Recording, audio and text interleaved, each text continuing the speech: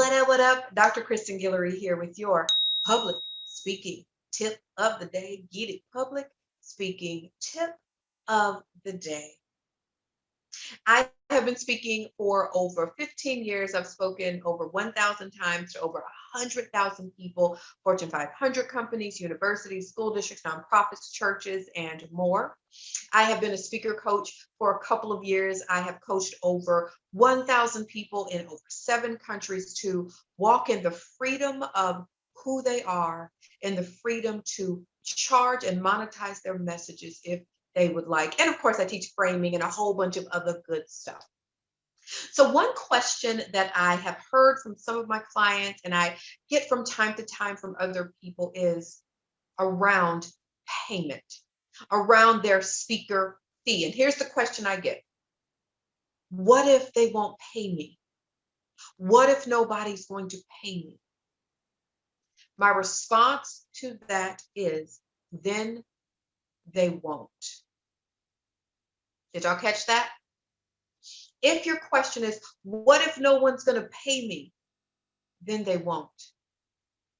I believe in the power of our minds. I believe that what we think is so important, like so important to make sure that we are mindful of our thoughts. And if we continue to think in a much more negative way, then that's what's going to happen. Now, what if you're in a place where like, I would love to think that people are going to pay me, but I just don't know.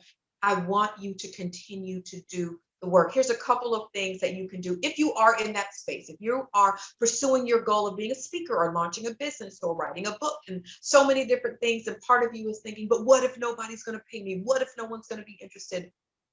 My response is, then they won't. How do we change that thinking? Number one, I challenge you to weaken the toxicity of that thought, as Dr. Caroline Leaf would say. What does that mean to weaken the toxicity of that thought? I challenge you to literally write it down. Like write it down. What if nobody's going to pay me? What if I would literally write it down? And then dissect the thought if you would like. Why do I feel this way? Is this true? That's one. Literally write it down. We want to weaken the toxicity of the thought. Number two, I want you to change it up and say, what if somebody pays me? I want you to then ask yourself that, to start reframing the question in your mind and to begin changing some things in how we think. What if someone will pay me? What if? Number three, I challenge you to begin implementing and writing and using affirmations. I believe in that. I believe that it connects with our thinking. So I got this from one of my awesome coaches, Dr. Tracy Timberlake, where you add our name in their affirmation. I, Kristen, am a paid speaker. Maybe you don't fully believe it yet. Maybe you aren't there yet, but I want you to add your name to it. I, Kristen, am a paid speaker. I, Kristen, am being hired by multiple countries. I, Kristen, am impacting thousands of people. Maybe you haven't done that yet. Maybe you aren't even sure if you're going to be able to do it, but I believe in the power of our thoughts and making sure that we're intentional with the work. So remember, one, write it down. Write it down. Write down that thought. Let's weaken the toxicity. Number two, ask yourself the question, what if somebody pays me? What does that going to feel like? And then sit in that for a moment. Sit in what that's going to feel like when you get your first speaking opportunity, because you will get it.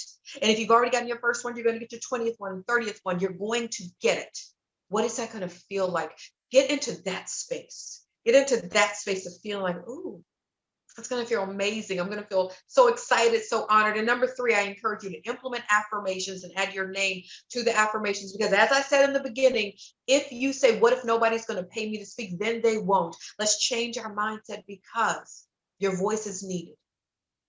Who you are right now, you are enough. Your story is enough. Your voice is needed. There's somebody who is waiting on your voices. As I like to say, you can command a room by being exactly who you are. So yes, do the work. Absolutely do the work, and then show up authentically as you.